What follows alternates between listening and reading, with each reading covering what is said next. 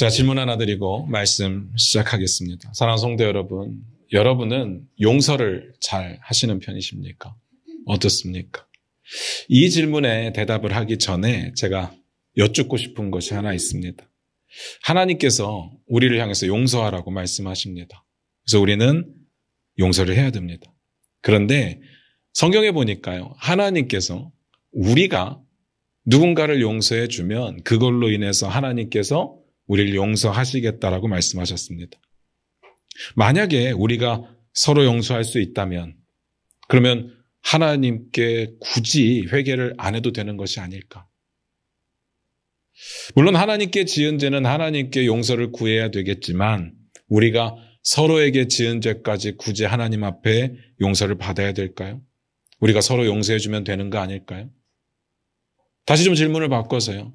하나님의 용서와 우리의 용서, 뭔 차이가 있을까요? 오늘 말씀 같이 보면서 그 이야기 나눠보도록 하겠습니다. 사무엘상 25장 2절입니다. 같이 읽겠습니다. 시작. 마온에 한 사람이 있는데 그의 생업이 갈멜에 있고 심이 부하여 양이 3,000마리요 염소가 1,000마리이므로 그가 갈멜에서 그의 양털을 깎고 있었으니. 오늘 말씀이 이렇게 시작합니다. 마온에 한 사람이 있었답니다. 근데 이 사람이 어떤 사람인가 봤더니 엄청 부자래요. 어느 정도까지 부자였는가 하면 양이 3,000마리, 염소가 1,000마리 있었습니다. 이 정도가 지금의 우리로 따지면 어느 정도까지의 부자인지는 잘 모르겠지만 성경이 심히 부자라고 말하고 이걸 설명했으니까 우리는 이걸 보면서 아, 굉장히 부자구나라고 이해하면 되겠습니다. 어쨌든 지금은 그 부자가 자기의 양털을 깎고 있었답니다. 양의 털을 깎는다라는 것을 굳이 설명하는 이유는 농사로 따지면 추수와 수확의 개념이기 때문에 그렇습니다. 실질적으로 목축업에서 돈을 버는 것은 뭐 고기도 있겠지만 이런 양의 털로 돈을 법니다. 한번 상상을 해보시기 바랍니다. 양이 3,000마리예요. 그리고 양털을 깎을 때가 된 겁니다. 어땠을까요? 이게 보통 힘든 일은 아니잖아요. 3,000마리입니다. 어려운 일이죠. 쉽지 않았을 겁니다. 그런데 주인의 입장에서 생각을 해보면요. 싫지는 않았을 것 같아요. 힘들지만 입가에 미소가 지어질 수 있는 그런 일이죠. 행복했을 겁니다. 이거 힘들다고 돈 버는 일이 너무 바빠서 힘들다고 돈을 너무 많이 벌어서 힘들다고 짜증낼 사람은 저는 못 본 것 같습니다. 그런 상황이죠. 여기까지 이해하는 데는 어렵지 않을 겁니다. 그 다음 구절 봅니다. 사무엘상 25장 3절입니다. 같이 읽겠습니다. 시작. 그 사람의 이름은 나발이요 그의 아내의 이름은 아비가일이라. 그 여자는 총명하고 용모가 아름다우나 남자는 완고하고 행실이 악하며 그는 갈렙 족속이었더라. 그의 이름이 나발이다 라고 이야기를 합니다. 자, 여기서 좀 뭔가 이상한 거 못 느끼셨습니까? 보통은 성경에서 사람을 소개할 때 이름을 먼저 이야기를 합니다. 그리고 그 사람의 특징에 대해서 소개를 합니다. 뒤에도 보면 이 사람의 아내에 대해서 소개를 하는데 그 사람의 이름은 아비가일이고 그는 총명하고 용모가 아름다웠다라고 이야기를 합니다. 이름, 그 다음에 소개. 이게 일반적인 거거든요. 그런데 나발은 거꾸로 했습니다. 그가 엄청난 부자라는 특징을 소개하고 나서 그 다음에 그의 이름이 나발이다라고 이야기를 합니다. 궁금하지 않습니까? 왜 나발은 이렇게 소개를 했을까요? 제가 궁금해서 찾아봤습니다. 그냥 나발이라는 이름의 뜻이 뭘까? 이걸 원어상으로 보면요. 바보, 멍청이라는 뜻입니다. 어리석은 자. 아무리 그래도 누가 아들의 이름을 바보 멍청이라고 지겠습니까? 우리도 이름이 되게 소중한 것처럼 이 유대인들에게 있어서도 이름은 너무나도 중요한 것이거든요. 자식을 낳고 나서 자식이 잘 되기를 바라면서 좋은 이름을 짓습니다. 그런데 나발의 이름은 바보 멍청이. 뭔가 좀 잘못된 것 같지 않습니까? 이게 뭘까 고민을 해보니까요. 이건 진짜 이름이 아니라 그 사람의 특징을 소개하는 설명입니다. 별명입니다. 사실 성경의 인물들을 소개할 때 보면 이름으로 소개되는 사람도 있고 별명으로 소개되는 사람들도 있거든요. 예를 들어서 성경에 보면 바나바라는 인물이 나옵니다. 초대교회 유명한 사람이잖아요. 이 바나바가 우린 다 이름인 줄 아는데 이름이 아닙니다. 바나바의 원래 이름은 요셉이에요. 근데 제자들이 이 요셉을 딱 볼 때 얘는 너무 바나바인 거예요. 바나바라는 이름의 뜻이 뭔가 하면 위로의 사람이라는 뜻이거든요. 바나바는 그런 사람이었습니다. 그래서 사도들이 이 요셉을 바나바라고 부르기 시작한 겁니다. 오늘 본문에 보면 바보 멍청이 나발은요, 진짜 이름은 아닙니다. 별명이죠. 그렇다면 이게 무슨 의미일까? 제가 곰곰이 생각을 해보니까 이 나발이라는 인물은 이름을 소개할 가치조차 없는, 한마디로 그냥 멍청이, 어리석은 자였다라는 뜻입니다. 그런데 어울리지 않게 그가 부자인 거예요. 어리석은데 부자가 돼요. 여기까지 이해하는 데는 어렵지는 않을 겁니다. 넘어갑니다. 사무엘상 25장 4절입니다. 같이 읽겠습니다. 시작. 다윗이 나발이 자기 양털을 깎는다 함을 광야에서 들은지라. 다윗이 나발이 자기의 양털을 깎고 있다는 이야기를 들었습니다. 양털을 깎는다는 게 뭐라고요? 농사로 따지면 추수, 수확의 개념이라고 말씀드렸습니다. 기쁜 날이라고요. 그래서 다윗이 8절에 보면 이 날을 좋은 날이라고 표현을 합니다. 다윗이 그 소식을 들었습니다. 그 집안에 좋은 일이 있구나. 오늘 그 집안이 좋은 날이구나. 그런데 중요한 건 이게 다윗하고 무슨 상관이 있을까라는 거죠. 그 다음도 봅니다. 사무엘상 25장 5절입니다. 같이 읽겠습니다. 시작. 다윗이 이에 소년 10명을 보내며 그 소년들에게 이르되 너희는 갈멜로 올라가 나발에게 이르러 내 이름으로 그에게 문안하고. 나발이 양털을 깎는다는 이야기를 듣고 다윗이 이에 소년 10명을 보냈습니다. 그리고 그 10명에게 가서 내 인사를 잘 전해줘라 라고 말을 하죠. 저는 여기서 궁금하더라고요. 문안을 하라는 것까지는 이해가 되는데 인사 전하는데 소년 10명까지 보내야 했을까? 이상하지 않습니까? 굳이 10명을 보내서 인사를 한다. 뭔가 이렇게 높은 사람에게 인사를 하기 위해서 10명에게 손에 바리바리 싸서 보낸다라면 제가 이해가 가겠는데 그냥 가서 인사를 하는데 10명을 보냈다. 저 솔직히 이해가 좀 안 가더라고요. 이유가 뭘까요? 그 이유는 뒤에 가서 제가 설명을 드리도록 하겠습니다. 계속해서 볼게요. 사무엘상 25장 6절입니다. 같이 읽겠습니다. 시작. 그 부하게 사는 자에게 이르기를 너는 평강하라. 내 집도 평강하라. 내 소유의 모든 것도 평강하라. 다윗이 그 부자에게 가서 너희가 이렇게 인사를 전하라 라고 말합니다. 뭡니까? 평강하라. 우리가 너무나도 잘 아는 샬롬입니다. 이스라엘 백성들은 사람들이 만나면 다 샬롬이라고 인사를 했어요. 그런데 조금 다른 건 뭔가 하면 3번 반복하랍니다. 너가 샬롬하고 너의 집이 샬롬하고 너의 모든 소유가 샬롬하라. 이러면 엄청 강조인 거 아시겠죠? 2번도 강조인데 3번이면 엄청난 강조잖아요. 그리고 굉장히 예의를 갖추고 있다는 게 느껴지십니까? 여기까지 이해되시죠? 10명을 보냈다는 것 빼고는 지금 다 이해가 됩니다. 그리고 이어서 본론으로 들어갑니다. 이 부분이 중요합니다. 사무엘상 25장 7절 8절입니다. 같이 읽겠습니다. 시작. 내게 양털 깎는 자들이 있다 함을 이제 내가 들었노라. 내 목자들이 우리와 함께 있었으나 우리가 그들을 해하지 아니하였고 그들이 갈멜에 있는 동안에 그들의 것을 하나도 잃지 아니하였나니 내 소년들에게 물으면 그들이 내게 말하리라. 그런즉 내 소년들이 내게 은혜를 얻게 하라. 우리가 좋은 날에 왔은즉 내 손에 있는 대로 내 종들과 내 아들 다윗에게 주기를 원하노라 하더라 하라. 요약해서 말씀을 드리면 다윗과 함께 했던 사람들이 나발의 목자들이 들에 나가서 양을 칠 때 도와줬다라는 이야기입니다. 어떤 어려움이 있었는지는 모르겠지만 그 어려움에서도 지켜줬다. 그래서 다치지 않게 도와줬다라는 이야기예요. 그리고 이 모든 이야기들은 너의 일꾼들, 너의 소년들에게 물어보면 금방 확인이 될 거다. 그러니까 오늘같이 좋은 날, 오늘같이 기쁜 날, 네 손에 있는 대로 우리에게 좀 달라라고 말을 합니다. 너의 손에 있는 대로 달라라는 말이 좀 애매하지만 너가 가진 거 다 달라는 이야기는 아니겠죠. 우리식으로 굳이 표현을 한다면 우리에게 조금만 성의를 보여달라라는 뜻입니다. 그런데 애매하잖아요. 얼만큼이 성의일까? 얼만큼의 성의를 보이면 다윗이 만족할까? 감이 안 잡힙니다. 그런데 앞에 다 나왔어요. 나발의 생각에 있어서 나발의 기준에 있어서 성의가 얼만큼인지는 모르겠지만 다윗의 생각하는 부분에 있어서 성의가 얼만큼인지는 이미 나왔습니다. 얼마일까요? 혹시 찾으셨습니까? 다윗이 문안을 하라고 보냈던 사람들이 몇 명이라고요? 10명이요. 왜 10명씩이나 보냈습니까? 우린 모르죠.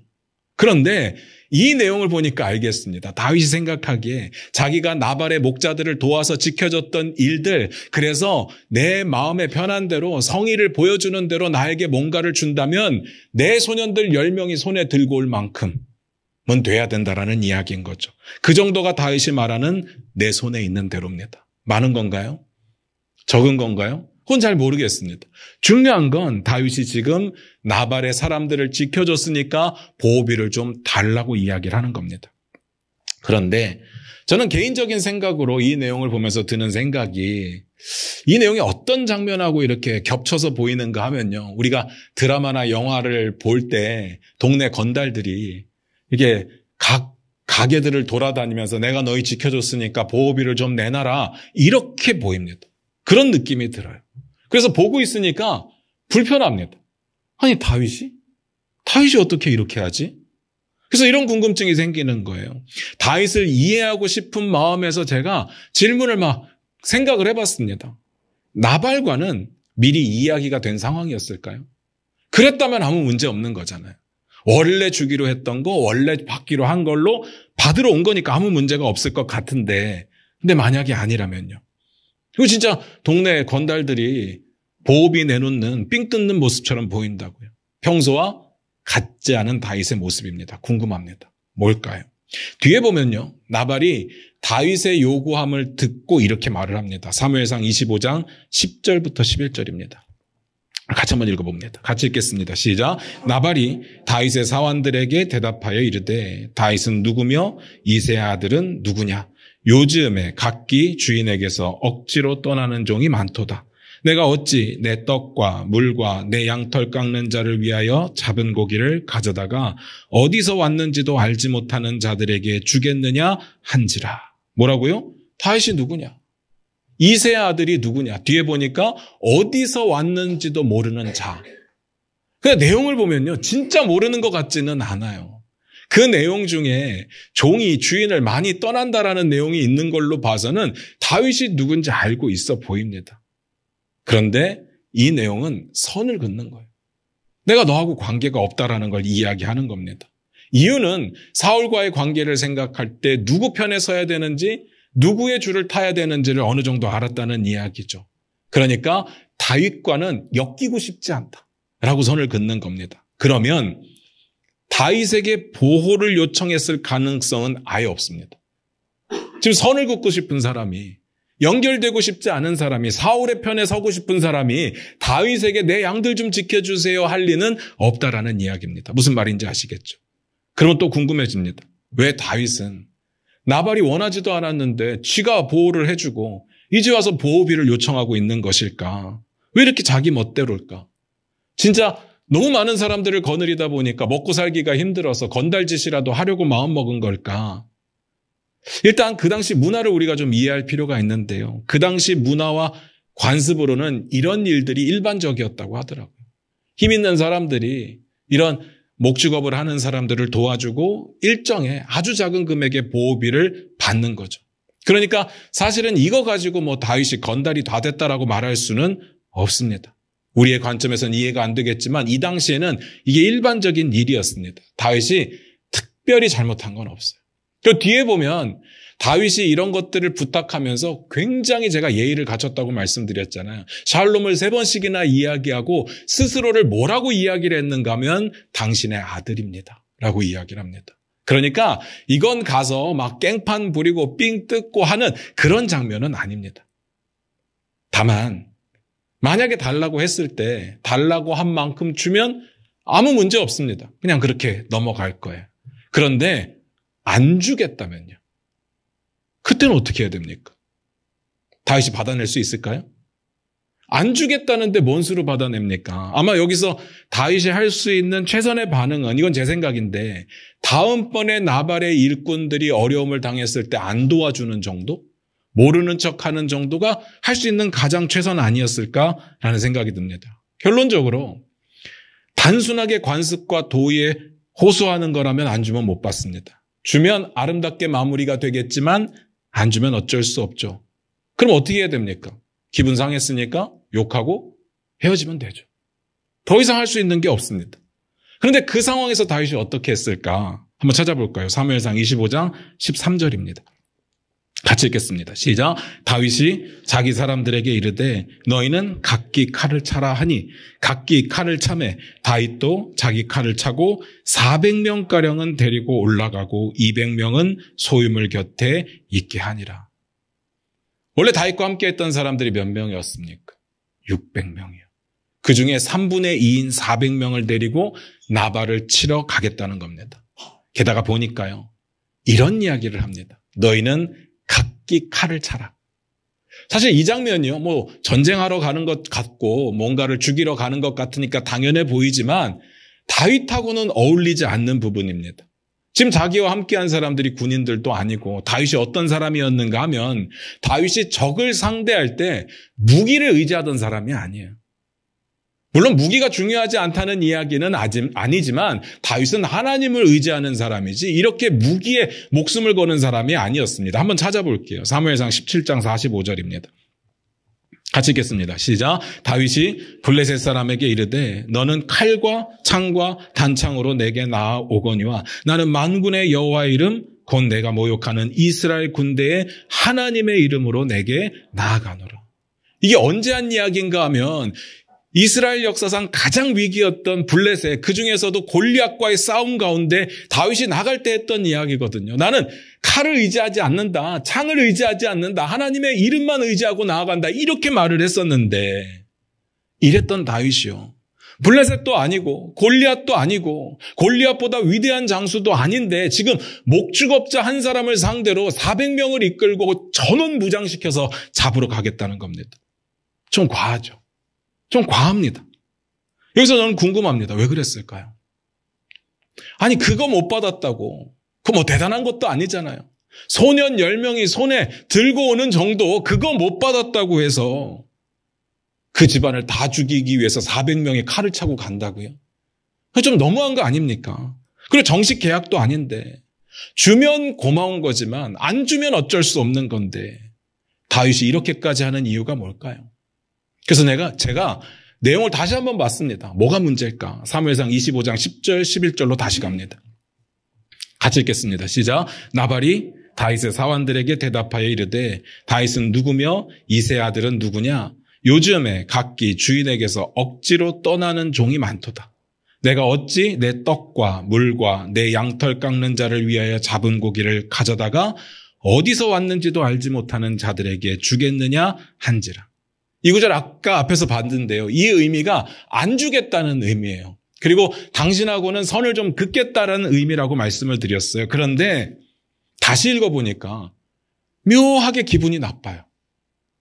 다시 꼼꼼히 보니까 굉장히 마음에 상처가 됩니다. 나발이 이렇게 말하잖아요. 다윗이 누구냐? 이새의 아들이 누구냐? 다윗이 누구예요?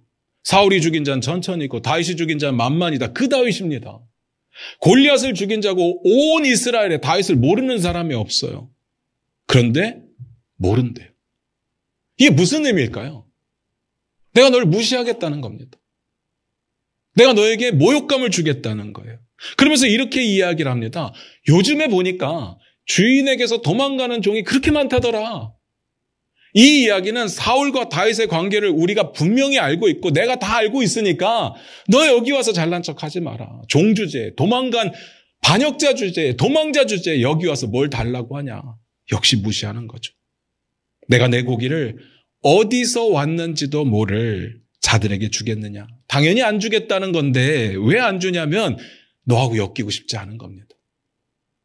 네가 아무리 잘난 척을 해도 너의 근본이 어딘지를 내가 모르겠다라는 이야기죠.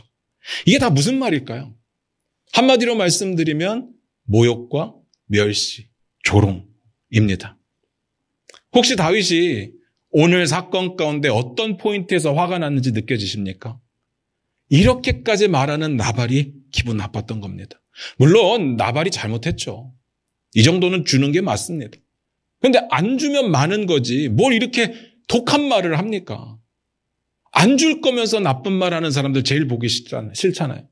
그러니까 다윗이 화날 만합니다. 100번 이해가 갑니다. 그런데 기분 나쁘다고 화가 난다고 바로 전쟁이다. 싸우자. 이건 다윗이 잘못한 거예요. 전 이건 합당한 반응은 아니라고 생각을 합니다. 일단 결론부터 말씀을 드리고 계속해서 보도록 할게요. 이 상황을 나발의 아내인 아비가일이 알게 됩니다. 어떤 사람이라고요? 총명하고 아름다운 여인. 아비가일이 가만히 있지 않죠. 자기 남편 몰래 선물들을 바리바리 준비해가지고 싸가지고 다윗을 만나서 달래줍니다. 덕분에 다윗도 화가 누그러뜨려지고 그리고 돌아가죠. 아무 일도 일어나지 않습니다. 그래서 아비가일은 총명한 여인이에요. 나발은 몰랐겠지만 나발의 집안을 구했고 다윗의 입장에서는 범죄하는 것을 막은 겁니다. 그런데 그건 그거고 다윗이 이렇게까지 하는 이유가 저는 궁금합니다. 여러분 이해가 되십니까? 하나님의 선택받은 종이에요. 기름 부으심을 받은 종이에요. 나중에 하나님의 뜻대로 왕이 될 사람입니다. 지금까지 그것 때문에 참아왔어요. 그런데 화가 난다고 대번에 무장해서 그 집안을 다 죽이려고 한다. 제가 이 장면만큼은 사울과 다르는 걸 모르겠습니다. 사울하고 비슷한 것 같아요. 다윗이 전적으로 잘못했죠. 다윗이 왜 그랬을까? 이 질문을 통해서 제가 묻고 싶은 게 있습니다. 우리는 다른가요? 다윗이 왜 그랬는지는 뒤로 하고 우리는 다른가요? 저와 여러분들이 하나님의 뜻이 뭔지를 웬만하면 다 안다고 말씀을 드렸어요. 물론 구체적인 방법들, 세부적인 상황에 적용해야 될 부분들은 모를 수 있지만 하나님의 큰 뜻은 대부분 다 알고 있습니다. 우리가 아는 하나님의 뜻에 비추어 볼 때 오늘 같은 상황이라면 다윗이 어떻게 해야 될까요? 이렇게 하는 게 맞을까요? 아니죠. 우리 다 압니다. 에베소서 4장 26절 27절입니다. 우리 화면 보시면서 같이 읽을게요. 같이 읽겠습니다. 시작. 분을 내어도 죄를 짓지 말며 해가 지도록 분을 품지 말고 마귀에게 틈을 주지 말라. 맞죠? 우리 다 아는 이야기입니다. 한 번쯤은 다 들어본 이야기입니다. 화는 낼 수 있습니다. 사람이기 때문에 내 감정을 내가 어떻게 할 수 없는 부분들이 있어요. 그런데 화는 내더라도 죄는 짓지 말래. 이거 알잖아요. 다윗처럼 하면 안 된다는 거 느껴지지 않습니까? 또 마태복음 6장 14절 15절입니다. 우리 화면 보시면서 같이 읽을게요. 같이 읽겠습니다. 시작. 너희가 사람의 잘못을 용서하면 너희 하늘 아버지께서도 너희 잘못을 용서하시려니와 너희가 사람의 잘못을 용서하지 아니하면 너희 아버지께서도 너희 잘못을 용서하지 아니하시리라. 뭔 말이에요? 용서하라는 겁니다. 용서를 하라는 게 하나님의 뜻이에요. 우리 다 압니다. 서론에서도 이 본문 가지고 말씀을 드렸던 거예요. 이거 모르는 사람 없죠. 다 알아요. 그런데 우린 왜 안 되죠? 내가 기분 상하고 뭔가 무시와 멸시와 조롱을 받는다는 생각이 든다면 그 사람을 왜 용서할 수 없을까? 더 나아가서 왜 사랑할 수 없을까요? 이유가 뭘까요? 우린 안 돼요. 우리의 마음에 드는 생각이 뭡니까? 어떻게든 갚아주고 싶습니다. 내가 혼내주고 싶다고요. 왜 안 될까요?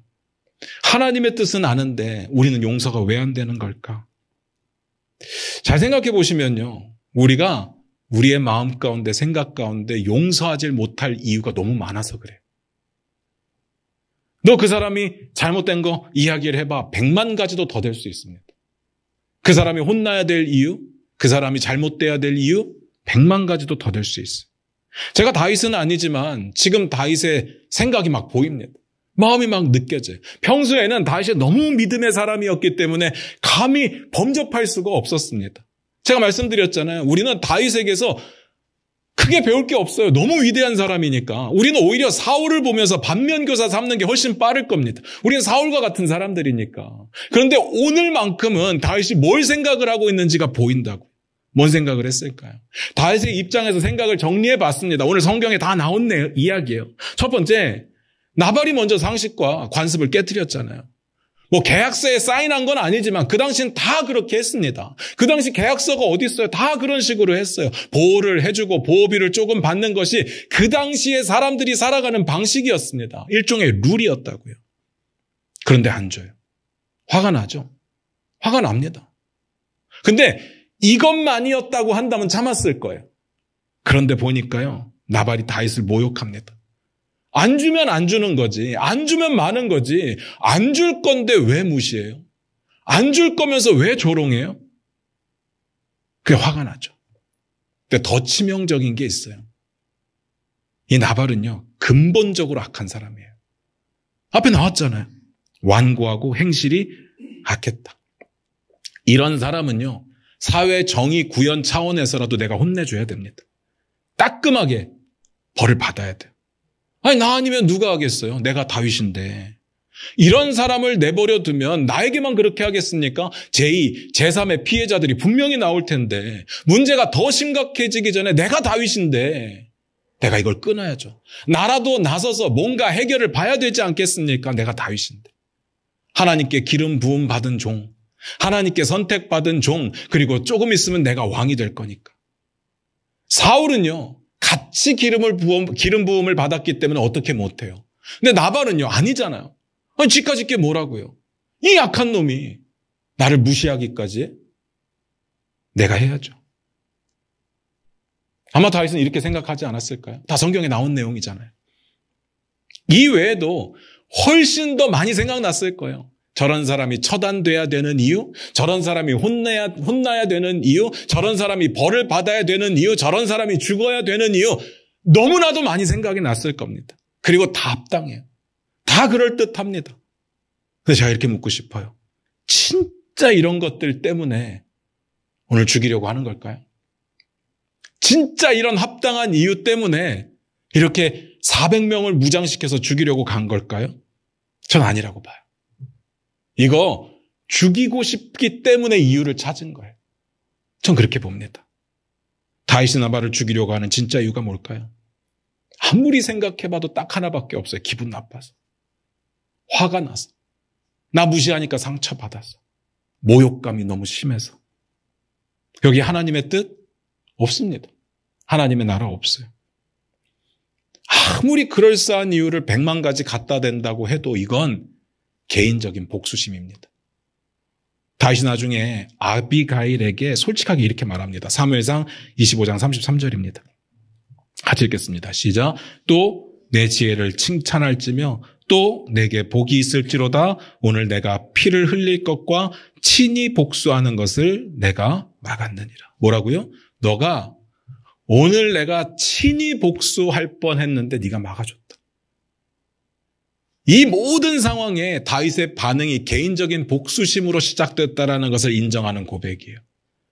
하나님의 뜻하고는 아무 상관이 없습니다. 대의 명분 아무리 갖다 대도 상관이 없어요. 옳고 그름 아무 상관이 없습니다. 기분이 나쁜 거예요. 이렇게 묻고 싶습니다. 우리는 우리를 힘들게 하는 사람들을 향해서 어떻게 반응하고 계십니까? 혹시 우리도 그가 안 되기를 바라는 이유, 혹은 그가 혼나야 되는 이유, 수만 가지 찾고 계시지는 않습니까? 그러면서 속으로 드는 생각이 내가 나서야 된다. 이게 정이고 이게 옳은 거다. 내가 벌을 줘야 된다라고 생각하지 않으십니까? 솔직해지자고요. 우리가 화를 내는 이유가 뭐냐면 아무리 그럴싸한 이유를 100만 가지 갖다 댄다고 해도 기분 나빠서예요. 화가 나서입니다. 우리는 입으로는 늘 옳고 그름을 이야기합니다. 그가 잘못했기 때문에. 그가 실수했기 때문에. 근데 실질적인 이유는요. 내가 기분 나빠서. 아닐까요? 오늘 스토리가 어떻게 끝나는가 하면요. 사무엘상 25장 37절 38절 같이 봅니다. 같이 읽겠습니다. 시작. 아침에 나발이 포도주에서 깬 후에 그의 아내가 그에게 이 일을 말하매 그가 낙담하여 몸이 돌과 같이 되었더니 한 열흘 후에 여호와께서 나발을 치심에 그가 죽으니라. 하나님께서 나발을 치시니까 죽어요. 하나님께서 나발의 악함에 대해서 심판하셨습니다. 이렇게 보면 다윗의 생각이 맞았던 것 같아요. 그런데 다윗의 반응은 틀렸던 거죠. 결론입니다. 제가 이 결과를 가지고 드리고 싶은 말씀이 있어요. 첫 번째, 하나님께서 갚으실 겁니다. 그러니까 하나님께 맡기시기를 부탁드려요. 원수 갚는 일은 우리의 역할이 아니라 하나님께서 하실 일이에요. 사도 바울이 이런 이야기를 합니다. 로마서 12장 19절입니다. 우리 화면 보시면서 같이 읽겠습니다. 같이 읽겠습니다. 시작. 내 사랑하는 자들아 너희가 친히 원수를 갚지 말고 하나님의 진노하심에 맡기라. 기록되었을 때 원수 갚는 것이 내게 있으니 내가 갚으리라고 주께서 말씀하시니라. 주님이 갚으신대요. 원수 갚는 일은 우리의 일이 아니라 하나님의 일이니까 하나님께서 갚으실 거래요. 그러니까 여러분들께 부탁드립니다. 친히 원수를 갚으려고 하지 마시길 부탁드려요. 아무리 그럴싸한 이유가 있다 치더라도, 아무리 옳고 그름의 문제, 정의의 문제, 죄의 문제가 섞여 있더라도 원수 갚는 일을 스스로 하지 마시기를 부탁을 드려요. 근데 이건 다 아는 내용입니다. 여기까지 동의되는 거 어렵지 않습니다. 다 아는 내용이에요. 아는데 못하는 것뿐인 거지 모르지는 않습니다. 두 번째, 그래서 두 번째가 중요합니다. 하나님께서 갚으신다는 말이 나에게 상처를 주고 나를 모욕한 그 사람들은 무조건 죽어야 되는데 그 일을 내가 할 필요가 없고 하나님이 해주실 거다라는 의미는 아닙니다. 이거 착각하시면 안 됩니다. 내 손에 피 묻히지 말고 하나님께서 하도록 내버려 둬라라는 이야기가 아니에요. 원수 갚는 것이 하나님께 달려있다라는 이야기는 원수를 갚을지 안 갚을지에 대한 모든 판단과 모든 심판이 하나님의 주권에 있다는 이야기입니다. 그래서 그 판단을 하는 것부터 하나님께 맡기시기를 부탁드리는 겁니다. 정죄는요, 우리의 권한이 아니에요. 우리에게 정죄가 허락된 적은 없어요. 판단은요, 우리의 권한이 아닙니다. 그럼 우리에게 허락된 건 뭐예요? 사랑, 용서, 화목, 화평. 이게 제일 중요한 거 아닙니까? 이게 결론입니다. 그게 제일 중요한 부분이에요. 말씀 마무리 짓겠습니다. 제가 지난주에 우리가 죄를 지으면 그 죄의 대상은 다 하나님이라고 말씀을 드렸어요. 하나님께 불순종하는 것도 하나님께 죄를 짓는 거지만 우리가 다른 사람들에게 상처를 주거나 아프게 하는 것도 하나님께 죄를 짓는 거라고 말씀드렸어요. 그래서 회개는 하나님께 하는 게 맞습니다. 그런데 거기서 끝나면 안 된다고 말씀드렸어요. 나 때문에 아파하는 사람이 있고 나 때문에 고통받는 사람이 있다면 그 아픔을 싸매주고 그 아픔을 위로해주고 사과하고 용서를 구하는 일도 이루어져야 되고요. 다시는 똑같은 실수와 죄를 짓지 않기 위해서 노력하는 우리의 모습도 있어야 되죠. 그래서 진짜 회개는 변화가 수반된다고 말씀을 드렸습니다. 이 이야기와 연결돼서 더 드리고 싶은 말씀이 있어요. 하나님께서 악한 자들을 심판하시고 우리의 억울함을 갚아주실 겁니다. 오늘 본문의 결론이잖아요. 이 말은 결국 모든 심판은 하나님의 주권이라는 뜻입니다. 그래서 우리가 죄를 지으면 하나님께 회개를 해야 되는 것도 맞고 우리가 죄를 지으면 하나님께서 판단하시고 심판하시는 것도 맞고 바꿔 말씀드리면 우리가 죄를 지었을 때 그 죄에 대한 죄값을 누구로부터 사함받을 수 있느냐? 하나님입니다. 너무 당연한 이야기잖아요. 하나님의 용서는 우리의 죄값을 없애주는 용서예요. 사함입니다. 그런데 우리의 용서는요? 우리의 용서는 뭘 할 수 있을까요? 누군가가 나에게 엄청난 죄를 지었습니다. 근데 제가 하나님의 뜻을 알기 때문에 성경을 읽다 보니까 마음이 감동되어서 용서를 해줬어요. 이건 세상 사람들이 할 수 있는 일이 아니에요. 너무 대단한 일입니다. 그런데 그렇게 엄청난 용서를 해준다고 해도 그 사람의 죄의 값은 없어지지 않습니다. 무슨 말인지 아시겠습니까? 우리가 엄청 위대한 용서를 해줘도 그 사람의 죄의 값은 절대로 없어지지 않는다고요. 우리의 용서는요, 나발의 악함에 대해서 면죄부를 줄 수가 없습니다. 용서해줘도 정의가 사라지지 않습니다. 그러면 우리의 용서는 뭘까? 왜 하라고 하는 거예요? 죄도 사할 수 없는데 왜 하라고 하는 거예요? 진짜 중요한 이야기입니다. 꼬여버린 관계를 풀으라는 이야기입니다. 화목하라는 이야기예요. 서로 사랑하라는 하나님의 뜻을 이루라는 겁니다. 그래서 얻는 게 뭐예요? 내가 미움의 굴레에서 벗어나서 미움의 속박으로부터 자유함을 누려라 하는 겁니다. 우리의 용서는요, 내가 자유해지는 거예요. 우리의 용서는 그 사람의 죄의 문제를 덮어버리는 게 아니라 내가 그를 미워하는 내 마음의 힘든 감정으로부터 자유함을 얻는 겁니다. 사랑하는 성도 여러분, 사랑하셔야 됩니다. 용서하셔야 됩니다. 그 사랑이 여러분을 살아 숨쉬게 할 겁니다. 그 용서가 여러분들을 자유케 할 겁니다. 미워하면요, 내가 힘들어요. 평생을 누군가를 향해 미워하는 감정, 꼬인 감정으로 살아간다면 내가 힘들어요. 하나님께서 우리를 어떤 이유로 창조를 하셨을까? 왜 이런 이야기를 계속 하실까? 난 못하겠는데. 서로 사랑하라?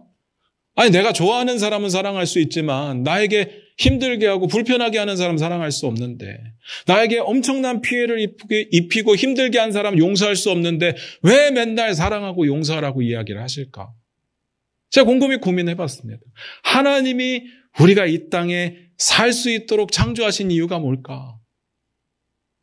늘 고통받고 늘 힘들어하고 늘 아파하게 만들기 위해서? 그런 하나님 아니시잖아요. 우리의 마음 가운데 하나님과 동행함으로 기쁘고 하나님이 주시는 평강 가운데 살아갈 수 있도록 하기 위해서. 그런데 그걸 막는 게 뭐였는가? 내 안에 용서할 수 없는 마음이요. 누군가 미워하는 마음이요. 근데 그것으로 끝나는 것이 아니라 그 용서하지 못하는 마음이 어디까지 연결이 되는가 하면 죄를 짓는 데까지 연결이 돼요. 그래서 우리가 아까 읽었던 부분에 뭐라고 되어 있습니까? 죄를 지어도, 분을 내어도 죄를 짓지 말며. 사랑하는 성도 여러분, 용서는요, 나를 자유케 합니다. 사랑은요, 내 삶이 풍성케 됩니다. 하나님의 뜻대로 사랑하시고 용서하시면서 하나님이 허락하신 삶을 행복하게 사시기를 주님의 이름으로 부탁드립니다. 기도하겠습니다. 우리 반주 들으시면서 잠깐 한번 기도하기를 원합니다. 우리는 어떤가요? 내 마음이 힘듭니까? 내 마음이 아플까요? 누가 봐도 그 사람이 잘못했죠. 누가 봐도 그 사람 벌 받아야 되는 게 맞죠. 그런데 하나님이 우리에게 원하시는 게 뭘까? 고민해 보면요. 결국은 사랑이고 결국은 용서더라고요. 때로는 짜증이 납니다. 나 사랑하기 싫은데. 나 용서할 수 없는데. 그런데 주님의 뜻은 사랑이고 용서예요.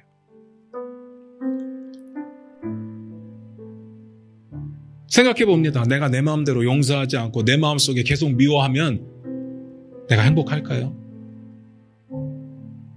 하나님의 뜻을 따라서 내가 할 수 없지만, 하기 싫어 죽겠지만 사랑하고 용서하면 하나님께서 우리의 삶에 함께해 주시지 않겠습니까? 우리를 만드실 때 마음속에 응어리진 마음으로 살라고 만드셨을까요? 누군가를 미워하는 마음으로 살라고 만드셨을까요? 다윗처럼 화가 나서 기분 나빠서 죄 지으라고 만드셨을까요? 오늘 정말 아비가일이 막지 않았다면 엄청난 죄를 지었을 거고, 다윗이 정말 왕으로 설 수 있을지 어느 누구도 장담할 수 없는 상황이 되었을 것 같아요. 이 시간 여러분들, 우리 결단하기를 원합니다. 하나님, 내 마음에 도저히 용서가 안 되는 그 사람 품고 가게 하여 주시옵소서. 사랑하게 하여 주시옵소서. 용서하게 하여 주시옵소서. 우리 다 같이 그렇게 기도합니다. 기도하겠습니다.